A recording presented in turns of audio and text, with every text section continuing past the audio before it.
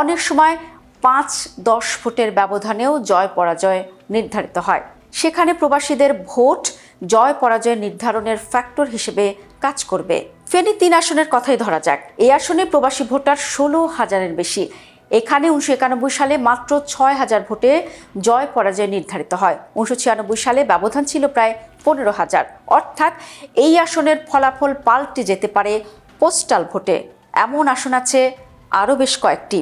এর বাইরে অতীতে যেসব সরকারি কর্মকর্তা নির্বাচনী দায়িত্ব পালনের জন্য নিজ এলাকার বাইরে থাকতেন, যেমন প্রিজাইডিং ও পোলিং কর্মকর্তা সহ নির্বাচনের দায়িত্ব পালনকারী কর্মকর্তা ও কারাগারের কয়েদিদের জন্য পোস্টাল ভোটের সুযোগ ছিল।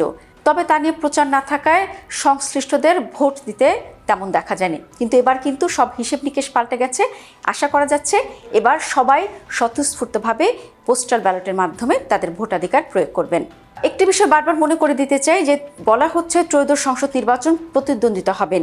এটি শুধু রাজনৈতিক বিশ্লেষকদের মতামতই না, রাজনীতিবিদরাও বারবার এই কথাটি বলছেন। সেক্ষেত্রে কিন্তু সঠিকভাবে পোস্টাল ব্যালট প্রয়োগ হলে তা অনেক আসনে জয় পরাজয়ের নির্ণায়ক হয়ে দাঁড়াবে। তবে এখানে একটি কিন্তু আছে। বেশ কয়েকজন প্রবাসী বলেছেন কোন প্রতীকে ভোট দিয়েছেন তা প্রকাশ হওয়ার আশঙ্কায় প্রবাসীদের কেউ কেউ নাকি নিবন্ধন করেনি। তবে ইসি তাদেরকে আশ্বস্ত করেছে ভোটারদের শতভাগ সুরক্ষা দেওয়া হবে।